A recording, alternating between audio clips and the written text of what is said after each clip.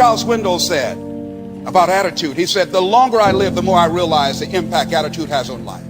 Attitude to me is more important than facts. He says it is more important than the past, than education, than money, than circumstances, than failures and successes, than what other people think or say or do. It is more important than appearances, giftedness, or skill.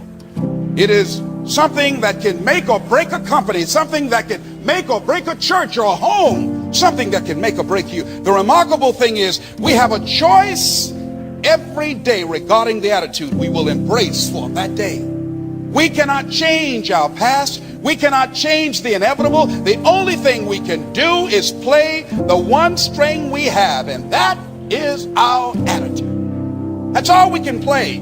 I am convinced that life is 10% of what happens to me and 90% of how I react to it. And so it is with you. We are in charge of our attitudes. And when you're in charge of your attitude, you say, if it's hard, then do it hard. I won't allow this to stop me. I don't have the option of easy. I don't have the option, and I don't think you do or any of us do, of going around trying to find a dream that's a little dream that doesn't require much responsibility or not too stressful or won't be too much of a hassle. No, that's not how you develop your greatness. No. Remember, when I got caught up in the common consciousness of what's happening in corporate America and the business world, and I was thinking about reducing my staff, and I'll never forget what Mike Williams said to me. He said, "Les, you talk about shrinking into greatness or expanding into it. You can't shrink into it, but look at our expenses. Your expenses only are an issue because of the fact that you have not generated enough money, so they don't matter. You want to look for ways to cut your costs or look for ways to generate more revenue." With that kind of attitude, we made more money in that year than ever before. First $1 million year. Changed our attitude about what we were doing. Decided to take the challenge on rather than whip out and say, we're going to downsize. No, right size. Give me a break. How are we going to expand ourselves in the international arena? Being wimps? No, being creative. The kind of courage and tenacity and determination and spirit that has made us a great country. No, it's hard. Who cares? Next thing is that we know that we are not gluttons for punishment. Yes, we most certainly would like for things to work out for us, and none of us want to just go through changes unnecessarily.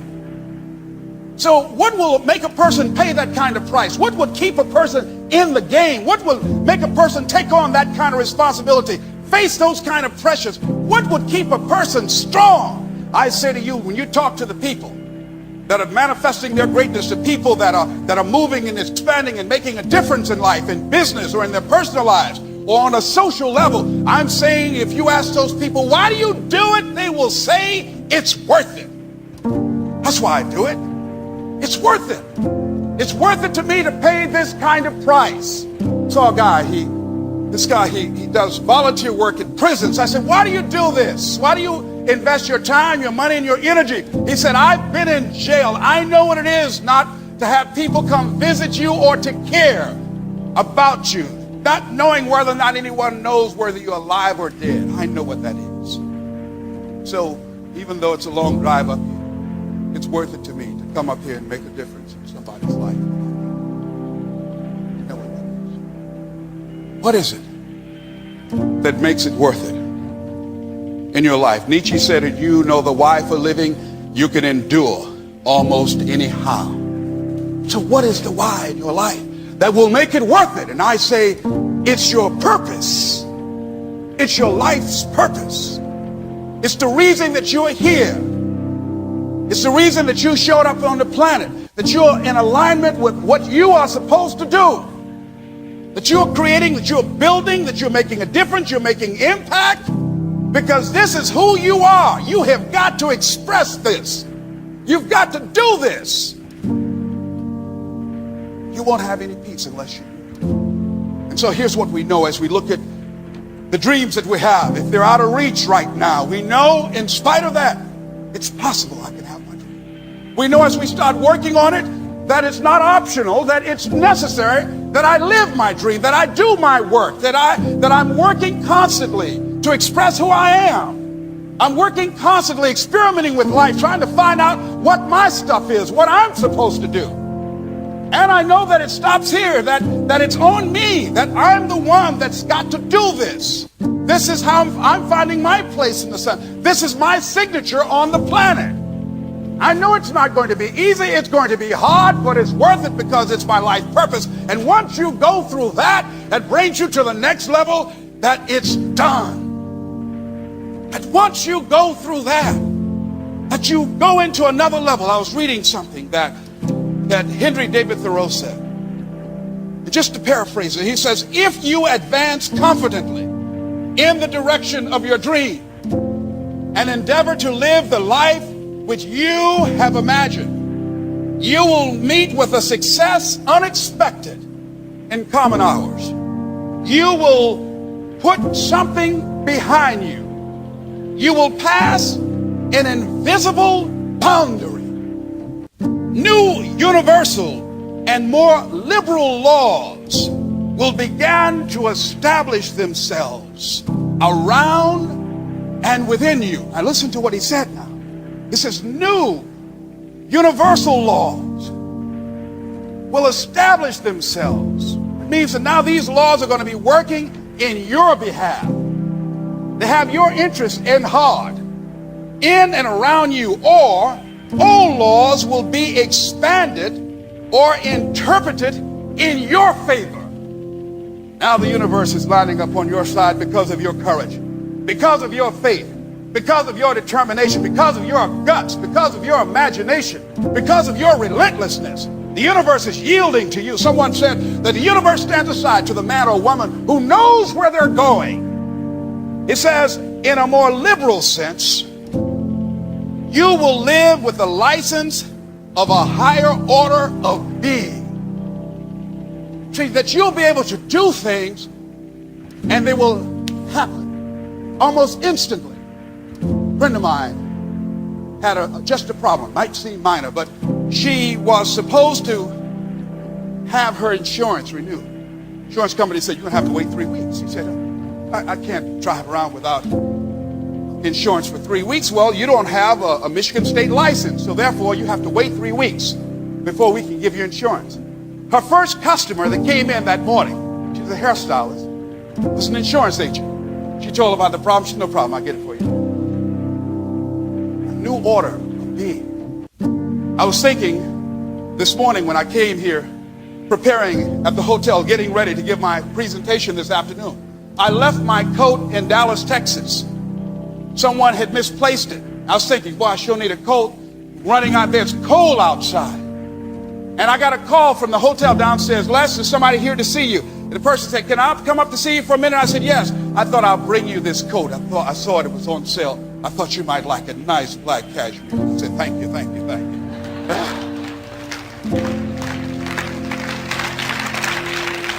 We've all had some things happen. Some people call it synchronicity. Just out of nowhere, a call came, help came, money came that you didn't expect. Where did that come from? You're operating at a new level of consciousness, a new order of beingness, that you are able to call forth things, that you can speak the word and it happens, it materializes. How many of you already had these experiences? Raise your hands, you know what I'm talking about. See that you are operating on that order, ladies and gentlemen. That does not happen to the people that are sitting up in the bleachers of life. That doesn't happen to people that are not willing to step into their fears. That does not happen to people that are going through life playing it safe, that don't want to rock the boat. That does not happen to people that are trying to seek, that are not trying to grow and expand. It doesn't happen to people that are set in their ways, that have become cynical and negative. It doesn't happen to them. They don't understand what's going on with you. You have the Midas touch. They can't identify with it.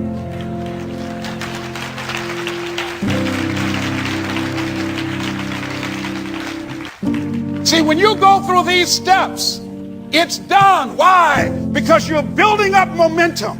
When a train starts off slowly at first, you put a pebble under it. It will stop. But once it builds up a full steam of speed going, it can go through a mountain. Once you get rolling on the track, once you get started, Oh, people will stand back and say, ain't no stopping her now. She's on the move. Look at her go. Look at her. Look at her. You got momentum working in your behalf. It's done. Why? Because you go past the point of no return. When ships go out, there's something about once they go past a certain level, past the halfway mark, they don't have enough fuel to go back. They have got to go the rest of the distance. They can't turn around. They've got to finish the course. See, when the course is set, everything is in alignment. You have done what you're supposed to do. You've flipped through the hoops. You've gone through the obstacles. You've done the preparation. It's done, ladies and gentlemen. It's done in you before it happens out here. It's done. It's done. We've seen games where guys come down and the team gets hot. And man goes up and throws the basket and starts running before it even goes to the net. Why? He knows it's done. That's gone now. It's gone. It's done. I mean, Magic did one of those other days. They said, pure magic. He just went 3-point line. Here we go. Go ahead. Come on, let's go. It's gone. It's done. It's all over now. Yes, sir. It's done. It's through. It's finished. It's finished. We've seen that in our own lives. When you felt it, when you knew before it happened, you knew it was done. You knew. No one else knew. People start flipping, doing cartwheels and everything, celebrating. They wondering why you are not celebrating. Why? Well, this is what I expected. I'm thankful, but I'm not going to have a banquet. I'm thinking about what else I'm going to do now. I'm not resting on my laurels. It's done. It's done, ladies and gentlemen. When you are willing to get yourself out of the way, where you stop worrying, where you begin to trust, you get still and begin to know that you are entitled to this. You're supposed to have this. This is your calling. This is the reason that you are here. This is your time. It's done. When you no longer focus on the obstacles, when you no longer care what people think or what they might say, when you no longer find the need to seek their approval, it's done. It's done.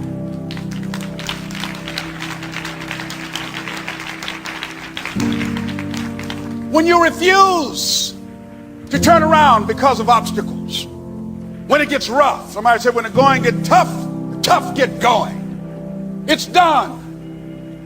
When you say whatever price I must pay, I will do that. Life is too short and unpredictable to live otherwise.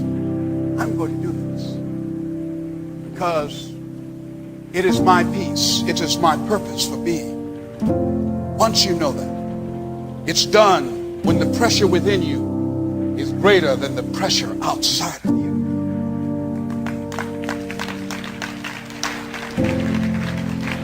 What is that pressure within you? That pressure within you is your purpose, which gives your life direction and power. That's what's in you. It's like a marathoner. See, it's done. When a marathoner is running a 26-mile marathon, some runners say that when they get to a certain wall, that 18-mile wall, that prior to getting there, that everything in their bodies, their muscles, everything in them tell them to give up. They don't feel like they can control their bowels or their body's functions. They just want to surrender and get off the track. And many people do. Many just said, hey, it's not worth it, and go off. But there are some, a small number, many start, but few finish. And that few that finish, that just keep on there in spite of the pain, in spite of the agony, they just keep on, keep on. And once they break through that wall, they know when you get past 18 miles, you're not going to turn around. You're going to go the rest of the 26. Now it's just automatic. It's not a question of whether or not you will do it. It's done. And I'm saying to you, as you're working on your goals, I can tell you that you're going to have the 18-mile wall in your life. There were times when I was running. It was hard. People think I just run up and start speaking and doing it. They don't know about the preparation. They don't know the times I spoke in Brooklyn, New York. A church brought me in because they were concerned about proliferation of drugs in the community. And I went inside to speak and said, no, Mr. Brown, you will come outside. We will have chairs outside, a podium and a microphone. You'll speak outside so the people in the housing projects in the neighborhood can hear you. talk about developing your greatness, a kind of consciousness where drugs and alcohol doesn't fit. And then there was a popping sound. I'm thinking it was firecrackers, and I looked around and everybody was gone. And I say, what's happening? What's going on here? Somebody said, duck, fool, duck, there's shooting going on. Oh, they think I just ran up here one day. They don't know what it's like to give a banquet keynote address and someone has had one drink too many and start yelling things from the audience. And you keep on trying not to be distracted by it and learning how to become graceful in an ungraceful situation and to keep focus. And the guy's screaming obscenities at you, and you want to say, why are you doing this to me? I'm just trying to make a living. Please don't rain on my parade. Don't do this to me. I don't mean no harm to nobody. I just want to feed my family. Give me a break. They weren't there. The times when you speak to an audience and they go to sleep or walk out on you, or they call you back and said, no, we got a better speaker. Thank you, but no thank you. They don't know about the challenges you go through. What it's like. You know what? I'm up here. When I get through and I finish, I've given you everything I have. Only thing I have enough strength is to get here, get out, get in a car and go home and get in a tub of water. They think I can just start running around the buildings, and you don't know what it is, that your mind is still going 100 miles an hour and your body said, you 46, you're going to chill out tonight.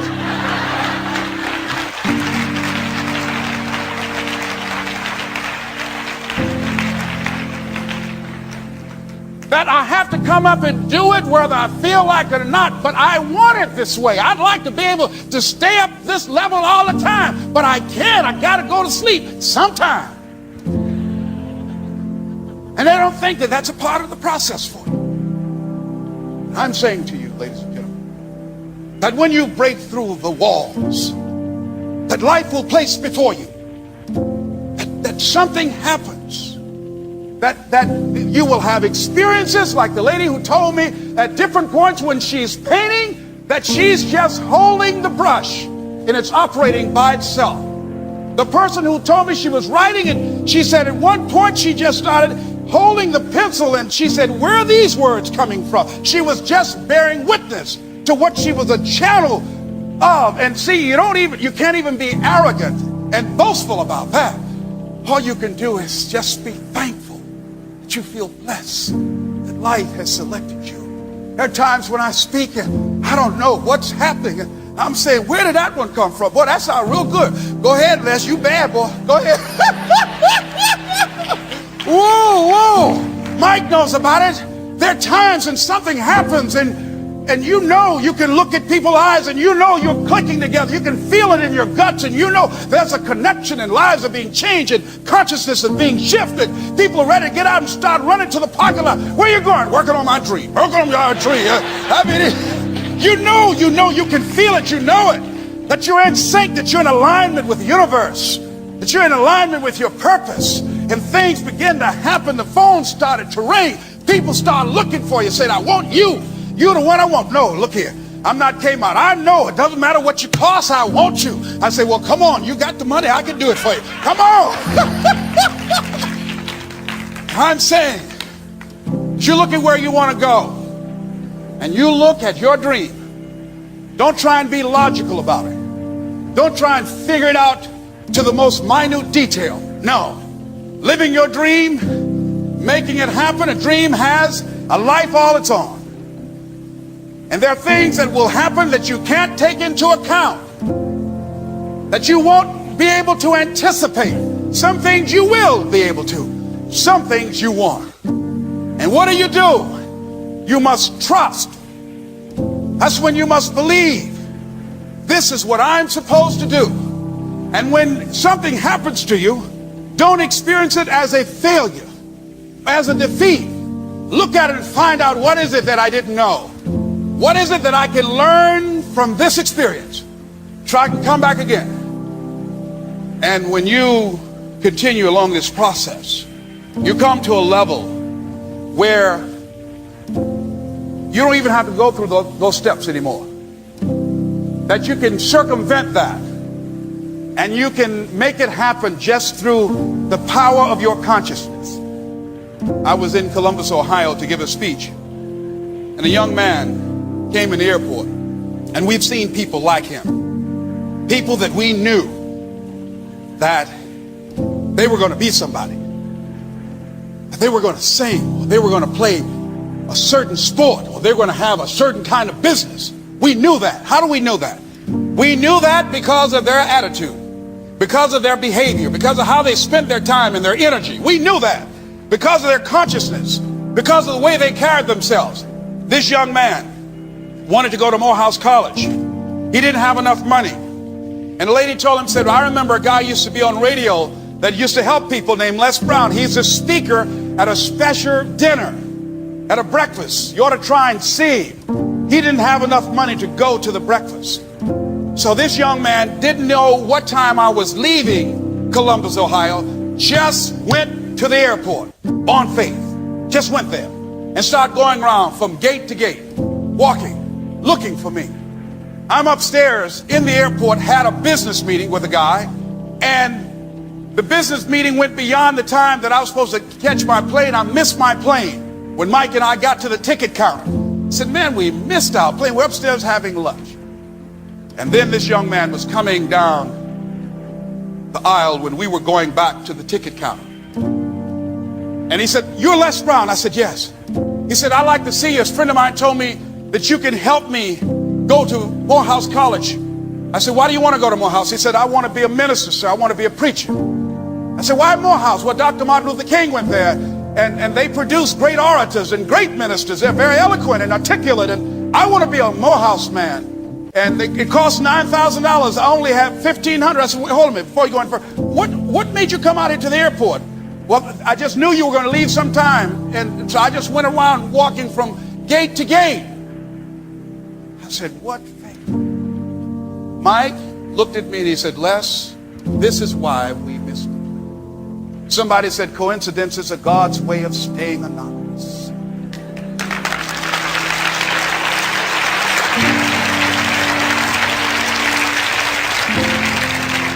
I said, young man, it's done. You're going to Morehouse. You're going to Morehouse. Anybody run out to the airport to meet a stranger he doesn't know what time the plane leaving, what airline he's leaving out on, running from gate to gate? What kind of faith, what manner of man is this? It's done when people have that kind of determination. When they don't allow what they don't have to become a factor. When they don't allow what the odds are to really matter. When they are constantly looking and seeking to find a way to make it happen. I'm saying to you, that's when the universe yields to you. That's when you start operating at a higher level of beingness. That's when it almost seems magical as you are able to speak the word and things begin to materialize. That's when that happens. And so as we look at choosing our future, controlling our destiny, we know that within you, that you have some qualities, you have some gifts, you have some good stuff that you have been selected to bring out here. That the universe is going to use you for whatever purpose it has selected you for. And many of us, as much as you have selected your dream has selected you.